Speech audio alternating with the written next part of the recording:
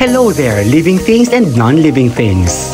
Tuloy ang ligaya, tuloy ang saya, at ituloy pa rin natin ang ating bakasyon serye here at Ilocos Sur. Kan ating mo't tinagatungal daw tayo dito yung probinsya. And for today's Joy Amazing Vlog, ating pasyalan at puntahan ang bayan ng Santiago, Ilocos Sur. At pagkatapos nga namin kumain ng lunch, agad na kaming gumayak para makapunta sa bayan ng Santiago. Para bisitahin at magstay na rin sa bahay nila Tito Baltazar at Tita Linda Echalas. And for today's driver, ang aming kabsat na lukmag ngam nagwapo mo't baset ni John Rustom Velasco. And let the journey begins. At pagkatapos nga namin magstay sa San Ildefonso, naisipan namin bumisita naman sa bayan ng Santiago. Oh, kas makita yo met, adamot pa escort na daga jay police.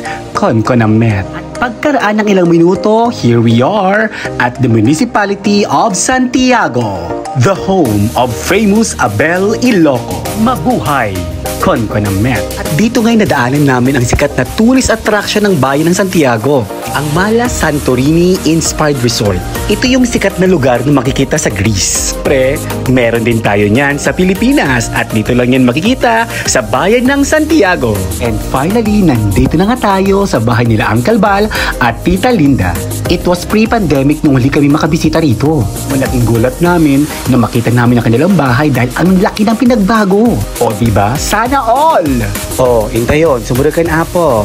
O, kasi makita yun at nagadong ang kakawarang at tsinelas, gatakin yung malamin nagitan. O yan, ganito kagulo, kasaya ang aming pamilya. Sa mga oras nga palang ito, mga living things and non-living things ay kararating lang namin sa bahay nila Uncle Bal at Tita Linda. At pagkatapos nga namin nagpahinga, ay agad na kami nagpunta sa gilid ng dagat. Ay, kasi kayon ate, lukod mismo tibalayo da jajabaybayon. As in karubayo lang mod. At habang nasa tabing dagat nga kami, ito mga pinsan at tito ko, eto nga't nag-umpisa na sila sa kanilang session with Uncle Baltazar as the leader of the band. At dito lang naman nila napiling mag-bonding sa may roof deck. Sana all may roof deck at tanaw mo lang ang dagat sa likod ng kanilang bahay. At ako naman, kasama ng mga bata, mas pinili namin magtampisaw at mag-bonding sa may gilid ng dagat. Awan gamin may bajay ang mitoy keso di Isabela. Taltalon, bangkag, kamaisan, kasit ado kanyami. Dapay fish pan, tanggal, aripit, kanal, kasjay ado kanyami. Ngam iti baybay, iso ti awan. Isu nga sulitin tayon apo, tagdigo si ti baybay. Anyakan, kasta nagbayag nga madinakaraman ti baybay. Slaat na lang ngayon doon yung nabisi ng ti darumi ti baybay. Pagkatapos na naming maligo sa tabi ng dagat, agad naman kami naghanda para sa kakainin naming mamayang dinner. For today's cook, we have Johnny and Auntie Bitot.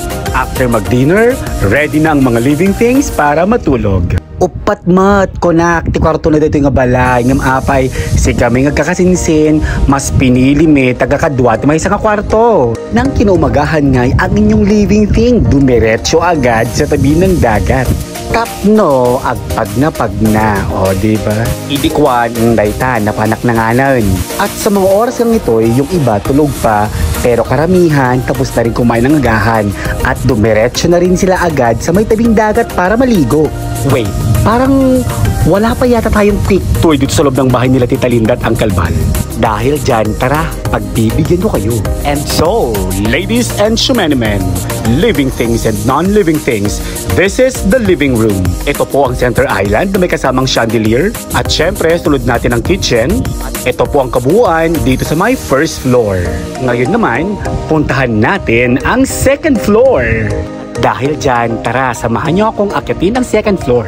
Kasla, bandugandak sa So, this is the second floor. At dito nga sa second floor, merong 3 kwarto. Diyan kami natulog at merong isang common bathroom. Medyo madilim kaya iyon natin ang ilaw. Ayan. Siyempre, may kasamang full body reveal. At dito nga din sa may second floor, meron din kasamang veranda at dyan nga din kami nag-ihaw-ihaw kagabi na may kasamang inumang session namin magpipinsan. Ngayon naman, andito na tayo sa may roof deck.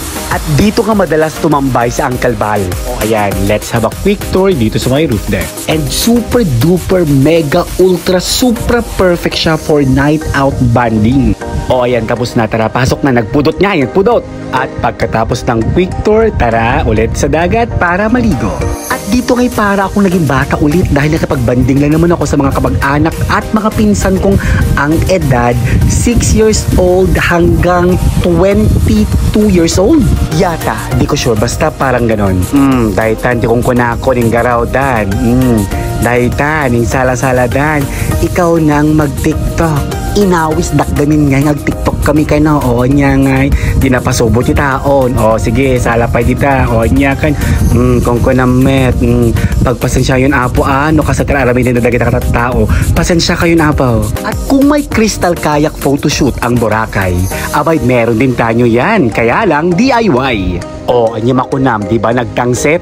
At ito ang behind the scene. O itatayo lang igit-igit ang nakaw tabaka mamustayaw. Kasta lang. O tatanya makunayo nga ito'y eme-emeng kayak photoshoot me. Idikwan, dayta na pang kami nanganan.